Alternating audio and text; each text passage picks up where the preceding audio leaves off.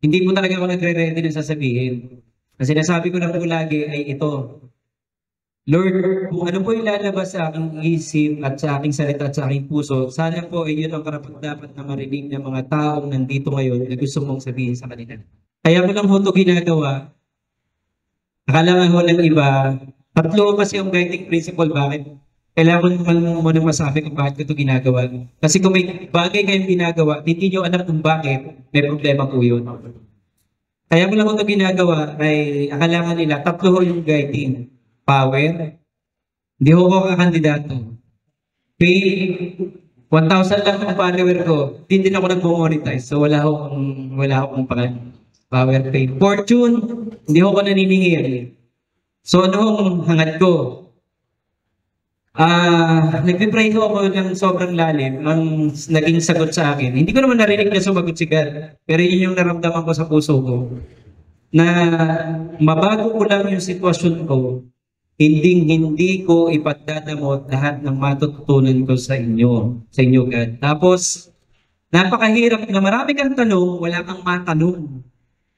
Ang dami mong tanong, kaya nga ako mas maganda face-to-face kasi sa Facebook, na medyo mabilis pa naman ako magsalita at hindi nila masyadong narinig, baka mali ang intindi. Saka alam niyo po, ang pera nakakatakot. Siya ho ay isang malaking amplifier. Pag mabuti ka, lalo ka nagiging mabuti. Kung may scholar ka ng isa, naging bilyonaryo ka, baka maging dalawa. Pero kung masamang tao ka, pasensya ho, pero yun ang totoo sa buhay. Mamamatay tao, eh baka 10 ipapatay mo pag naging bilyonaryo ka. So, delikado ho ang pera. Kaya dapat ho ang pera na pupunta sa may mabuting puso. Dahil ayoko nating magturo. Bakit?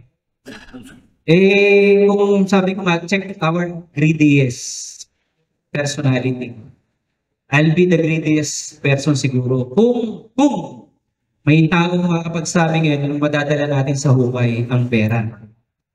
At pangalawa, kung may lahi tayo ni Dracula na 1,000,000 na kung taong mabubuhay dito, hindi ko rin tuturo kasi pakikinabahan ko ng 1,000,000 eh. Kaso, kung average life daw sa US ay 72, maliwanag ngayon na hindi pala tayo immortal, bakit hindi natin pagtulong-tulong ang mga Pilipino? Naniniwala ako, paulit-ulit kung binasa ang Biblia, nandiyan si Pastora, lalo na nung may sakit yung asawa ko.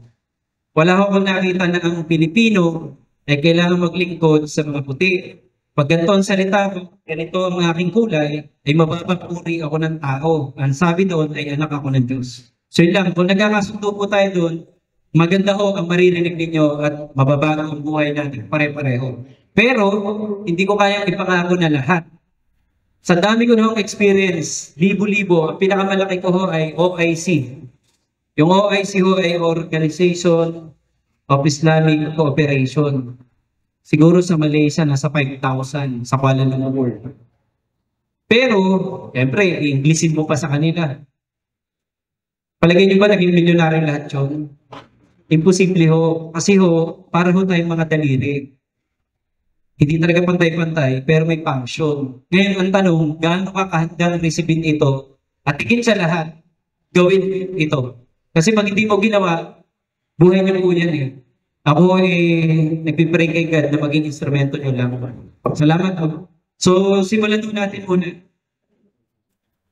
Pero bago tayo magsimula, since sa totoo, ang hilig ko talagang ituro ay health and wellness. Kasi masyadong marami akong natutunan sa ibang bansa na gusto kong buhayin ng asawa ko. Hindi pala ako Diyos, hindi ko talaga nabuhay mo na kong asawa. Pero wala akong masyadong nakikinig doon. Kasi lalo na pagka ang tao ay walang pera, ayaw makinig dyan. Ako mismo yun, pakilang ka dyan. Wala nga akong kakainin mamaya eh. Kahit na sardinas, okay na yan.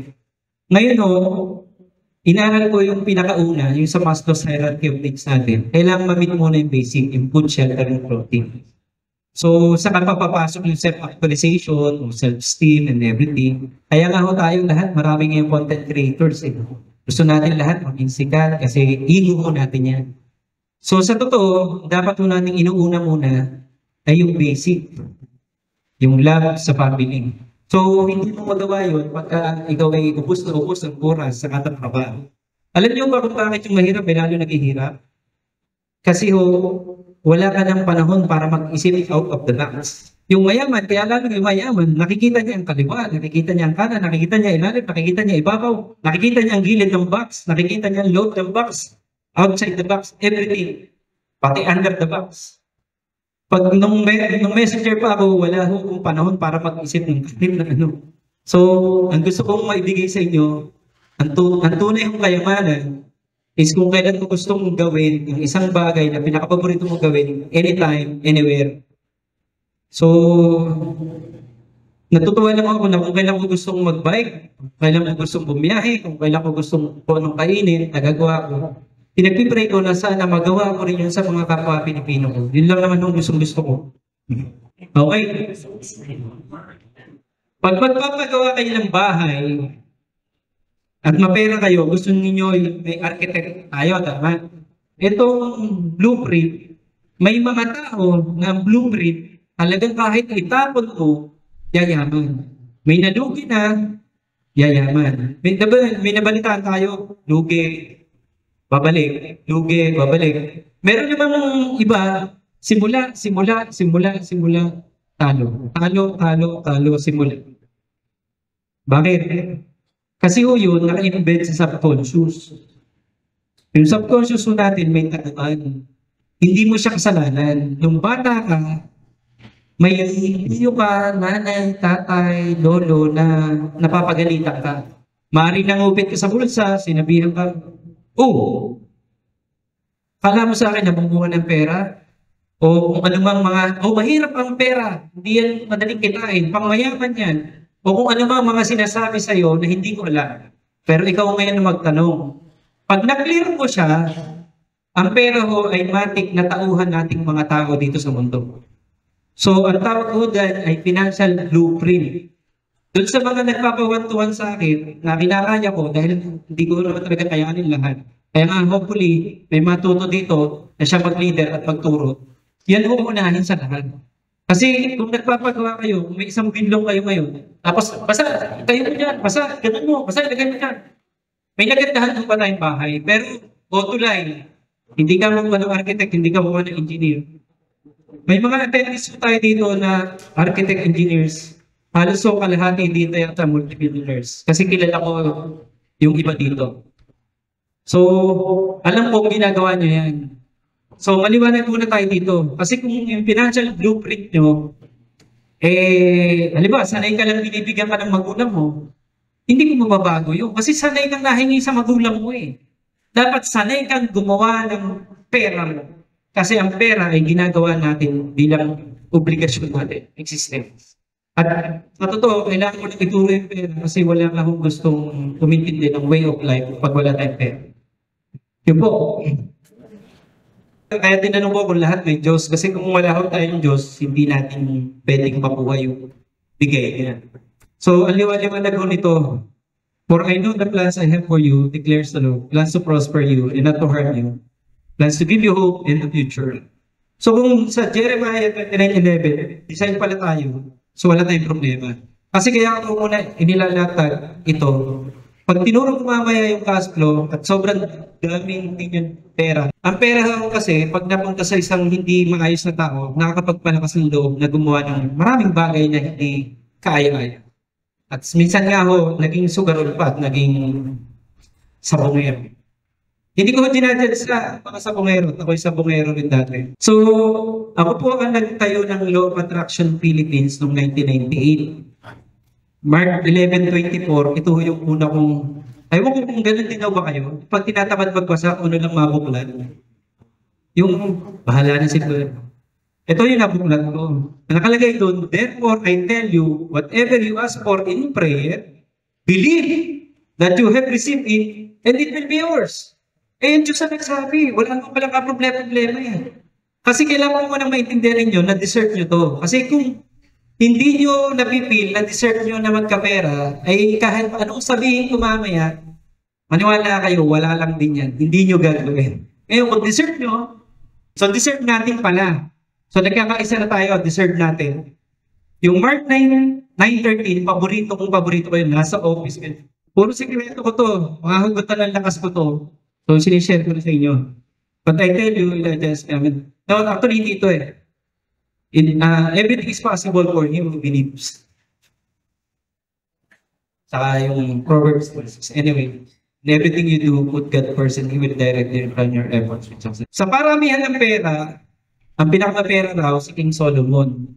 Nandun yun sa Bible. So kahit pagsama-samahin niyo si Elon Musk, si Jeff Bezos, si Mark Zuckerberg, wala raw kwenta yun.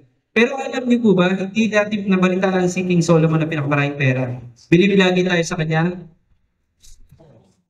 So yung wisdom mo, regalo na yan yun. So, nagkakaintindihan na tayo, tawirin ko na to. Book mo to, pag gusto nyo basahin to. Yung richest man in Babylon, marami mo dyan. Tawid na lang tayo.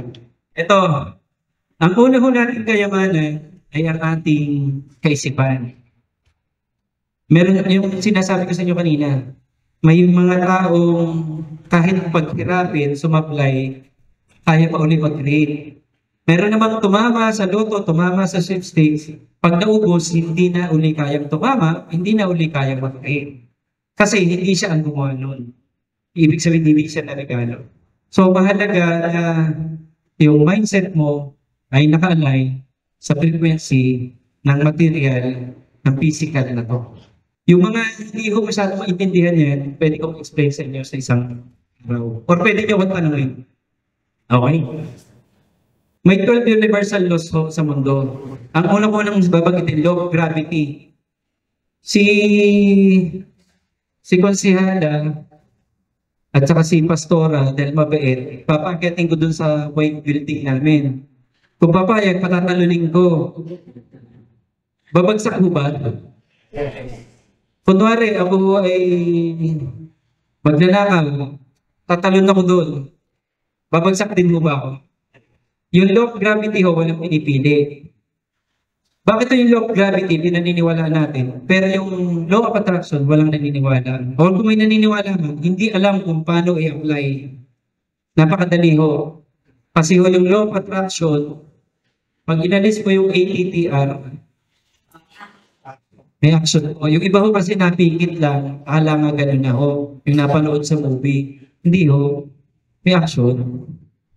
Pero yung action na ho yun, I am inspired action man. I am inspired action. Pag inspired kang gawin yun, tulad sa mga lalaki, nung naliligaw pa tayo sa ating girlfriend, or may crush ka, or anything na gusto mong gawin, eh ako naabutan pa dito, Derek, kahit malayo yung pare Derek, yung pagliligawan, lalakarin namin eh. Maghaharana. So, ibig sabihin, pag gusto mo, may paraan. Pag ayaw, may dahilan. If there's a will, there's a way. Sige mo. Ang problema natin lahat, ang pangarap ko, lahat ng empleyado ko, tulad nila ho, nagtatrabaho lang sa akin dahil gusto nila magtrabaho sa akin at gusto matuto sa akin. Ang una ko pang trabaho ay messenger. Aminin ko, naka-10 taon ako doon sa boss ko. Parang na-inlove na ako sa boss ko. Parang lahat ng sabihin niya, tuwan-tuwa ako. Kasi sobrang galing ko ng boss ko eh. Panganay sila, 16 sila magkakapatid, 21 ang kumpanya niya, from nothing, bilyonaryo siya. May-ari siya ng mga eroplano. So masarap magkaroon ng amo na marunong kasi pag lagi mo siyang kausap, nakukuha mo yung kanyang ugali. Yung hindi naniniwala sa akin, dadaling ko kayo libre sa Mandaluyong, sa mental hospital.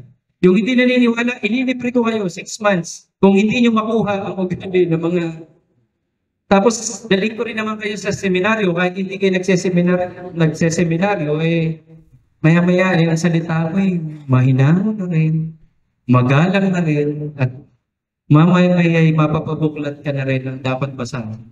So, naiintindihan nyo ibig sabihin, mahalaga yung singaw. So, kaya yung sigaw ng aking amo o frequency niya o vibration niya o energy niya, nakuha ko.